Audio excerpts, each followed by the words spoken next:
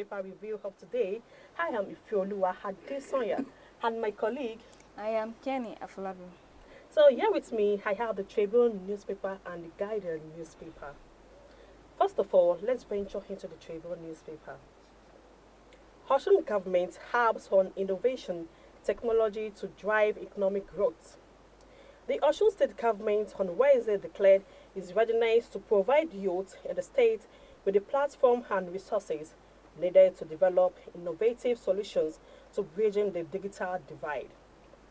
The state government said the vision is to position Osun State as a hub for innovation and technology.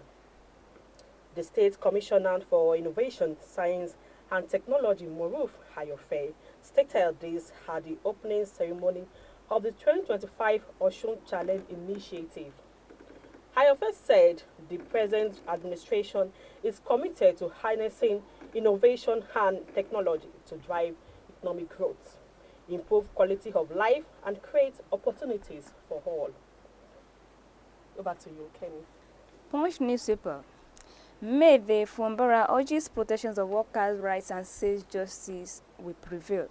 Suspended Rivers State Governor Simenaye Fumbara has commended the resilience and the dedication of the state's workforce, calling for greater protection of workers' rights and improved working conditions across the sectors. Fumbara gave the charge in a solidarity message to mark the 2025 Workers' Day, stressing that workers remain the backbone of the state's progress and a beach of hope and current political challenges. He said this in a statement issued in Port Harcourt, the state's capital, on Thursday by his Chief Press Secretary Nancy Chukwudi. Fumbara described the workers' commitment as the backbone of the state development and a beacon of hope for a better future. He said this year seems ensuring safety and health at work in a changing climate underscore the urgent need to protect workers and amid escalating environmental threats and socio-political uncertainties, and stress the importance of prioritizing occupational safety and well-being as essential pillars for sustainable growth. He acknowledged the efforts of the federal government under the leadership of the President Bola Tinubu in advancing labor reforms and promoting climate-conscious policies that support a healthier, safer, and working environment nationwide. May the Fumbara urges protection of workers' rights, says justice will prevail. The full details of this story is inside the Punch newspaper for today. Over to you, Ifeoluwa. In another story in Tribune newspaper, May Day, workers in Nigeria facing harrowing situation, NLC laments. President of the Nigeria Labour Congress, Comrade Joe Ajero, has alleged that workers in the country, including ordinary citizens, are facing harrowing situation in which the civic space is being guarded and compressed to the extent that people can no longer express themselves freely without security measures being used to contain them. He made this known at the 2025 Pre-May Day lecture themed Reclaiming the Civic Space in the Midst of Economic Hardship, held at the headquarters of the NLC on Wednesday.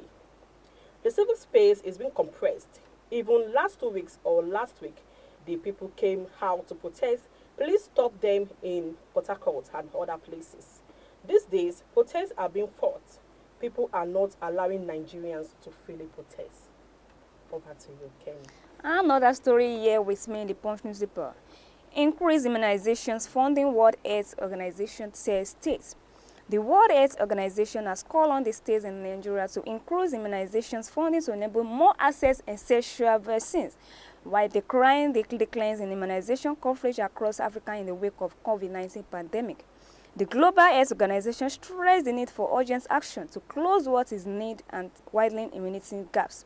The acting World Health Organization Regional Director for Africa, Dr. Chue Ikwazi, stated this in his message to mark the flag-off of the African Vaccinations Week 2025. With the immunization for all is humanly possible, held at the modern primary health care centers, Rumegbo, Obe, Okpa, local government areas of Rivers State. Dr. Uwakwachu said, immunization is not only one of the most effective public health tools, but a fundamental right, a shared responsibility, and a vital investment in our future. He stated, vaccines have saved an estimated 154 million lives over the past 50 years and reducing infant mortality by 40% and protecting people from more than 30 deadly diseases. Increased immunization funding World Health Organization says states. The full details of this story is inside the Punch newspaper for today. Over to you, Ifeoluwa. In another story in Tribune newspaper, insecurity, sign of poor governance, SDP's Adebayo.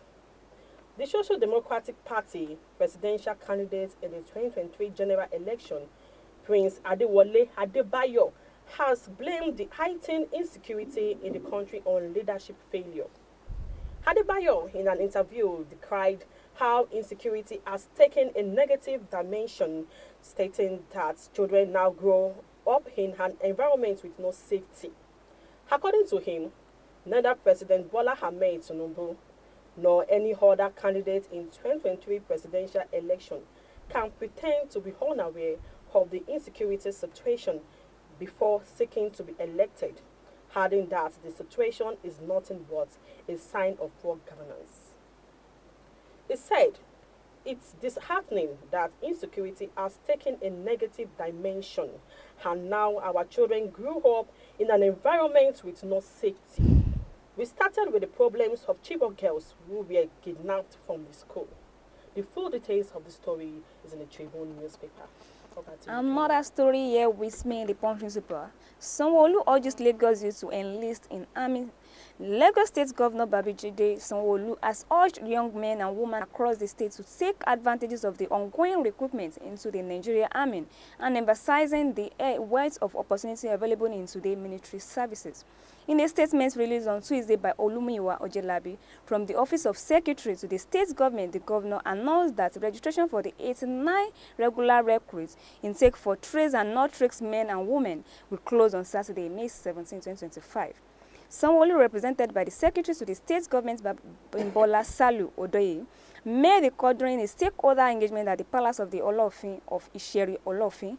It is time for all stakeholders to rethink their perceptions of military careers. Today's Army office offers vast opportunity beyond the battlefield, with technology, education, and career development not forming integral parts of the service life. Salu Odoye said on behalf of the governor, the engagement brought together parents, youth, traditional and religious leaders and artisans to raise awareness of the personal and professional benefits of joining the army. Sanwo-Olu urges Lagos youth to enlist in army. The full details of this story is inside the Punch newspaper for today. Over to you, Ifeoluwa. Moving on to Guardian newspaper. Defense Minister hails Tinubu's support for students. The Minister of Defense, Mohammed Badaru Abubakar, has commended President Bola Ahmed Tinubu for his steadfast support and numerous interventions aimed at improving the lives of Nigerian students. This was disclosed in a statement signed by Mati Halim, personal assistant on media and publicity to the Honorable Minister, following the formal inauguration of the 2025 National Executive Members of the National Association of Nigerian Students, held at the NAF Conference Center in Abuja. As Grand Patron of NANS, the Minister expressed appreciation for President Tinubu's consistent effort in empowering young people, describing his commitment as vital to fostering self-reliance and national development. The full details of the story is in the Guardian newspaper. Over to Kenya. Another story here with me in the Vanguard newspaper. Deputy Governor urges residents to remain indoors as multiple explosions hit Maiduguri. Following multiple explosions that caused panic among residents of Maiduguri metropolis, the Deputy Governor of Benue State, Dr. Umar Usman Kaddafi, has called for the patience as the explosions were a result of a fire incident that erupted at an armory of Ginwa Barrack. And contrary to the reports of Boko Haram attacks, he enjoined all sundry to remain indoors as security operatives are on top of the situations. The Deputy Governor urges residents to remain indoors as multiple explosions hit Maiduguri. The full details of this story is inside the Vanguard newspaper for today. Over to you. In another story in the Guardian newspaper, 70,000 naira earners can't afford 5-day work week, says NLC. As Nigerians mark May Day amid rising economic hardship, the president of the Nigerian Labour Congress, Joe Ajaero, has declared that workers earning the proposed 70,000 naira minimum wage cannot afford to go to work 5 days in a week. Speaking at the 6th National Gender Conference organized by the NLC National Women Commission in Abuja, Hajiro said the country's worsening inflation crisis has rendered the proposed wage structure unsustainable, especially in the face of skyrocketing transport fares, rent, food, and education costs. 70,000 naira is not enough to transport a worker to and fro work for 24 days in a month. That's the painful reality, he said. He pointed out that many public workers are now rationing their attendance at work to cope with the cost of commuting. The full details of the story is in the Guardian newspaper. Over to you, Kenny. Another story here with me in the Vanguard newspaper. Made the workers in pain impoverished and dehumanized NLC Namets. Today, Nigeria workers joined their counterparts worldwide to mark May Day, also known as Workers' Day. However, rather than celebrating workers in Nigeria find little cause for joy, like many other citizens, the worsening socio-economic situations has further deteriorated their living condition and leaving many impoverished. Summing up the plight of Nigeria workers, the Nigeria Labour Congress NLC lamented that since the current administration took office, workers have been under severe strain. According to NLC, it has been one anti-workers policy after another. From last Monday to today, it has been excruciating and painful. Speaking of the situation, NLC President Joe Ajero stated, "It is unfortunate, but the reality is that within the capitalist system, we are constantly compelled to live in a society divided into two classes, the oppressed and the oppressors, the bosses and the workers, the haves and the have-nots. That situation has only worsened since the last May Day celebrations. We have impoverished and demonized. The struggle we face as workers and as citizens of Nigeria are immense, from the laboratory and economic policies that impoverish workers for relentless attacks on labor. The ruling allies have ganged up against the workers and the masses. They belong to virtually one party and speak one voice, one that promotes impoverishment, exploitations, and slavish wages.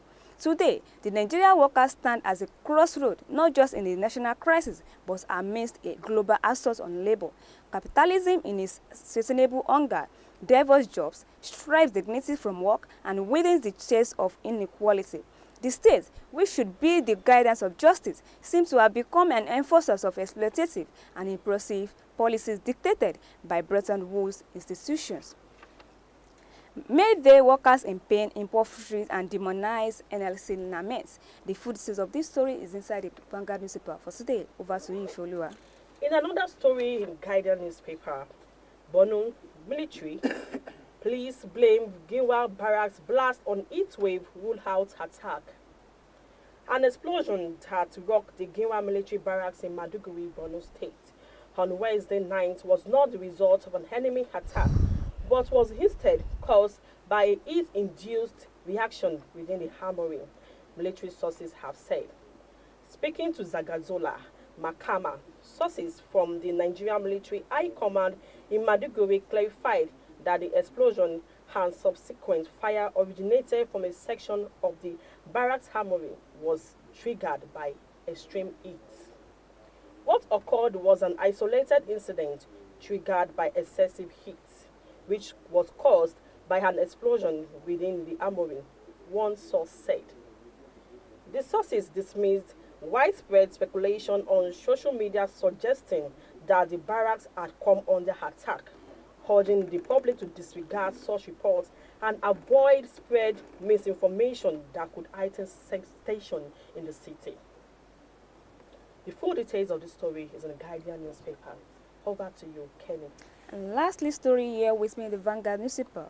NGO trains 250 Lagos schools councillors on eliminating bullying. A non-governmental organization, School Anti-Bullying Force, has trained over 250 councillors across Lagos State's 6 educational districts on eradicating bullying in schools. The founder of the NGO, Mrs. Mary Qualities Kenkon, made this known at the first edition of this program held at the University of Lagos campus.